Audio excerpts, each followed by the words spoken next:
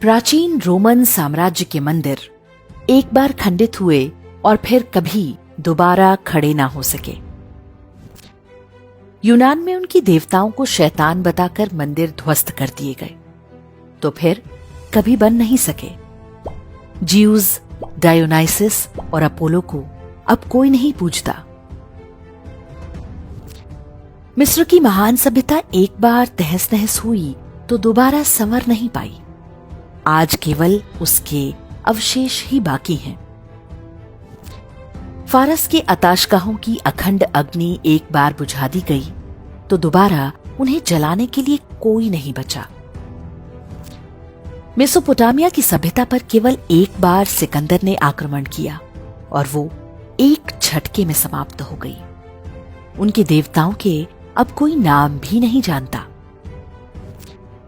संसार की समस्त प्राचीनतम सभ्यताओं पर हुए सारे बर्बर आक्रमणों को मिला दें, उससे भी अधिक आक्रमण अकेले काशी पर हुए। लेकिन काशी बार बार उठ खड़ी हुई। असभ्य और बर्बर आक्रमणकारियों के हर चिन्ह को साफ करके काशी प्रकाशमय हो उठी। आज भी हर ओर हर हर महादेव की गूंज है।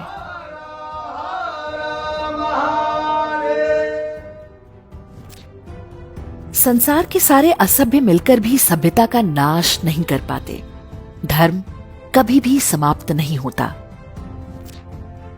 धर्म के कार्य के लिए ईश्वर कब किसका चयन करेंगे, ये कोई नहीं जानता। इतिहास में इसके ढेरों उदाहरण भरे पड़े हैं। मोहम्मद गोरी और कुतुबुद्दीन ऐबक ने काशी का विध्वंस किया, तब जानते हैं कि वहां के मंदिरों और घाटों का पुनर्निर्माण किसने कराया? कन्नौज नरेश जयचंद के पुत्र राजा हरीशचंद्र ने। और वो भी तब जब चंदावर के युद्ध में वो गोरी की सेना से पराजित हो गए थे। सिकंदर लोदी के समय हुए ध्वंस को ठीक कराया अकबर के दरबार में रहने वाले राजा मानसिंह और राजा टोडरमल ने। राजनीतिक कारणों से लोग भले 1000 टुकड़ों में टूट जाएं, महादेव की शरण में आकर सभी एक हो जाते हैं। क्या ब्राह्मण, क्या क्षत्रिय, क्या यादव, क्या गुर्जर, क्या वैश्य। काशी विश्वनाथ मंदिर को औरंगजेब ने तोड़वाया तो एक दीवार छोड़ दी, इसलिए ताकि काशी आने वाले तीर्थयात्री इस अपमान को सदियों तक अनुभव करते रहें। अपवित्र और खंडित हो चुका ज्योतिर्लिंग हिंदुओं की हार का स्मारक बन गया। किंतु आसुरी मानसिकता का उत्तर कोई दैवीय सभ्यता कैसे देती है, ये भी ध्यान देने योग्य है। औरंगजेब द्वारा कराए ध्वंस के लगभग 100 वर्ष बाद जब राजमाता अहिल्याबाई होलकर ने मंदिर का निर्माण किया, तो उसके कुछ दिनों बाद ही महाराजा रणजीत सिंह जी ने मंदिर के दोनों शिखरों को सोने से मढ़वा दिया। दिल्ली में बैठे मुगलों की आंखों के सामने मंदिर पर 22 मन सोना चढ़वा कर दिखा दिया कि लुटेरों की सेंधमारी से महान सभ्यताओं का वैभव समाप्त नहीं होता। तोड़ने वाले समाप्त हो जाते हैं, रचने वाले समाप्त नहीं होते।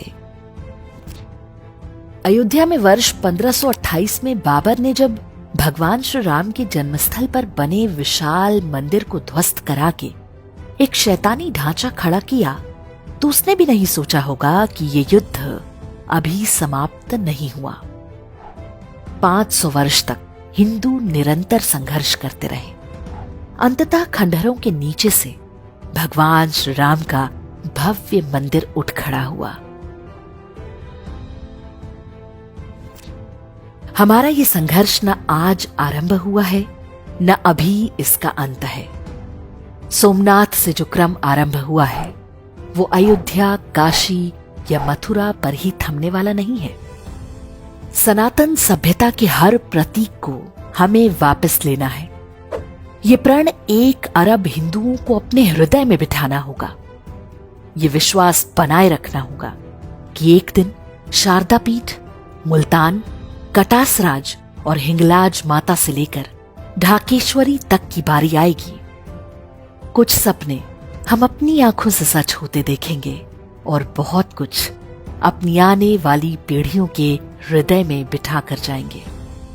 प्रण करें कि अखंड हिंदू राष्ट्र एक दिन साकार होगा। ये हमारा सौभाग्य होगा कि इस नव निर्माण की नींव में एक ईंट हम भी हैं।